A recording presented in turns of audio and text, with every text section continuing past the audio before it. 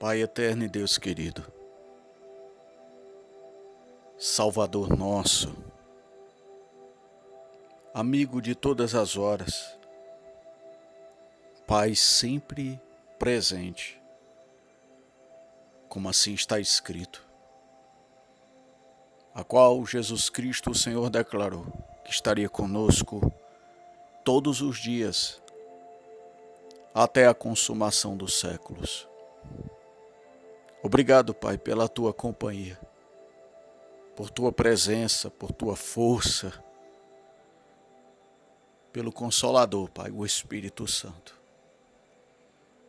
Obrigado não apenas por mim que te falo e oro a ti em Cristo Jesus,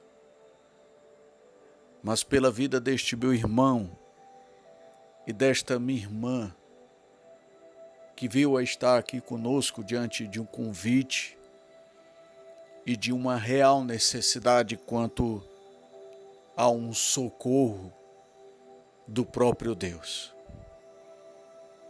Estamos dando continuidade, Pai, a essa boa campanha de oração segundo o Evangelho de João. E por tua bondade, misericórdia, paciência, chegamos ao seu dia de número 7, ou a quem preferir, a semana 7, a oportunidade de número 7. Não importando o número, mas importando a intenção, estamos aqui, como já anunciamos, carentes, necessitados de um socorro da parte de Deus. E por isso, pela fé, te apresento todos os pedidos de orações que nos foram conhecidos através destes que escutam este áudio, que nos enviaram uma mensagem, seja de texto, áudio, fotografia, e que nos apresentou algo em comum, em meio a uma dor, a uma perda, a um medo, a uma expectativa. Teu Espírito é fiel, Pai, para testificar no coração de cada um dos tais a tua soberana vontade. Que o meu irmão e a minha irmã e os amigos do Evangelho, sim, tenham fé em expressar o seu pedido de oração, mas também a fé de ouvir a tua voz e prosperar segundo as Sagradas Escrituras. E nesse dia de número 7, Pai, na nossa campanha de oração, estaremos encerrando o capítulo de número 2, onde na metade do mesmo, trago então aquele episódio magnífico em que Jesus purifica o templo em meio aos seus dias, onde tua própria palavra se cumpriu no mesmo, que dizia: o zelo pela tua casa me consumirá. E às vezes, Pai, e na maioria das vezes, nos prendemos somente ao que Jesus reagiu diante daquele mercado que ocorria em pleno pátio do templo, onde pessoas maldosas, covardes, se aproveitavam da fé de outros e se portavam como ladrões, quebrando princípios e desfavorecendo inclusive os pobres, em nome de Jesus. E é claro que o próprio Deus, Cristo Jesus o Senhor, não poderia simplesmente ver tais coisas e não haver uma justiça segundo a ira santa do Senhor. Mas no decorrer do texto, logo após Jesus Cristo expulsar todos aqueles que estavam ali, ele fora questionado a respeito da sua autoridade. E qual sinal, qual maravilha, qual milagre ele poderia realizar diante daquela atitude, para que a sua autoridade fosse garantida e autenticada. E ele disse: destrua este templo, e em 3 dias eu edificarei. Seus perseguidores ficaram confusos, Pai, pois acreditavam que Jesus Cristo estava falando literalmente do templo, que durou cerca de um pouco mais de 40 anos para ser construído. Mas Jesus estava falando de si mesmo. E diante de todas estas situações, alguns enxergavam nele uma oportunidade,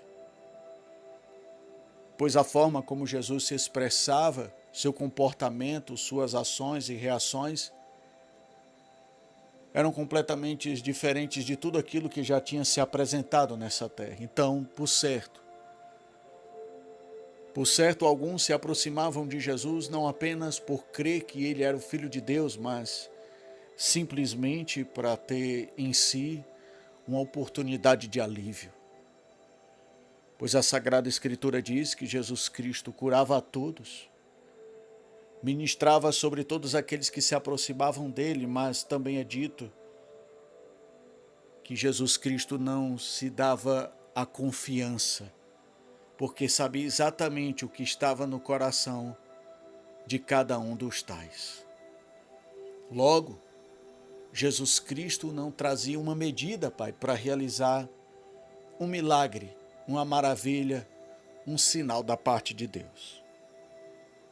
E o que estamos trazendo desse momento de oração, nesta oportunidade, é que o Senhor, através da pessoa do Senhor Jesus Cristo, não se demora de forma alguma a realizar o pedido de quem quer que seja, que se aproxime de ti com sinceridade de coração, com o coração quebrantado, contrito, principalmente reconhecendo que Jesus Cristo é o Senhor. Mas o que devemos levar em consideração é: o que seremos depois deste momento? Fica a pergunta, Pai, para aqueles que oram conosco nesse instante. O que seremos pós o milagre? Como nos comportaremos depois da bonança, depois da prosperidade, depois da liberdade que Deus nos trará mediante a um pedido de oração? Porque aqueles mesmos que receberam sinais e maravilhas e que foram testemunhas do poder de Deus, também disseram: crucifica-o. Viraram as costas para o Senhor Jesus. Então a questão aqui não é se Deus está disposto a nos atender ou não. Porque o Senhor é amor, Pai.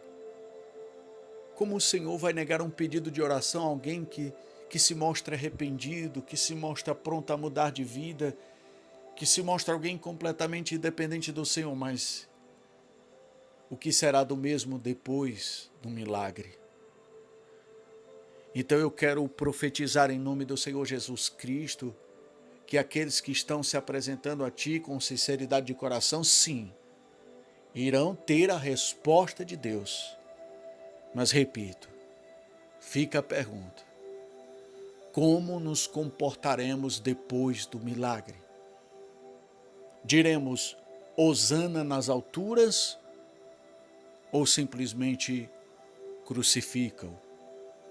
É claro que ninguém na sua condição normal, na sua condição sã, jamais dirá Jesus Cristo seja crucificado.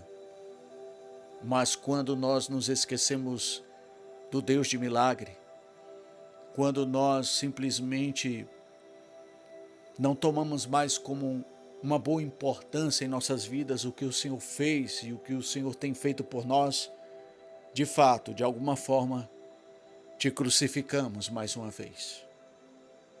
E eu peço não apenas pelo milagre, pelo pedido de oração que nos chegou, mas que depois de tais coisas, este ou esta siga adiante naquilo que se comprometeu com Deus. porque ninguém escarnece do Senhor. E ninguém estará livre de uma justiça de Deus, custe o que custar. E que o Teu Espírito Santo nos ajude, Pai. Porque a verdade é que naqueles dias, a maioria te rejeitou. A maioria te negou, te abandonou. E agora ficou a lição. Ficou a era da graça para desfrutarmos da tal e não cometermos tal suicídio espiritual. Então sim, mais uma vez, milagres, sinais, cura, prodígios, maravilhas em Teu nome, prosperidade, Pai, amor, mas também a boa lembrança. Foi Deus que nos sarou. Foi Deus que nos ressuscitou. Foi Deus que nos trouxe à tona mais uma vez para que pudéssemos desfrutar desta vida onde a graça de Deus nos apanha. Eu oro a Ti, Pai, por todos, porque esse é o nosso desejo. Porque os sinais apenas são evidências da Tua presença, mas os sinais da nossa fidelidade onde ficam? Da nossa perseverança, da nossa insistência com esse Deus que tudo pode. Nos ajuda, Pai. Tem misericórdia de todos nós e que por Teu Espírito jamais nos esqueçamos de tais coisas.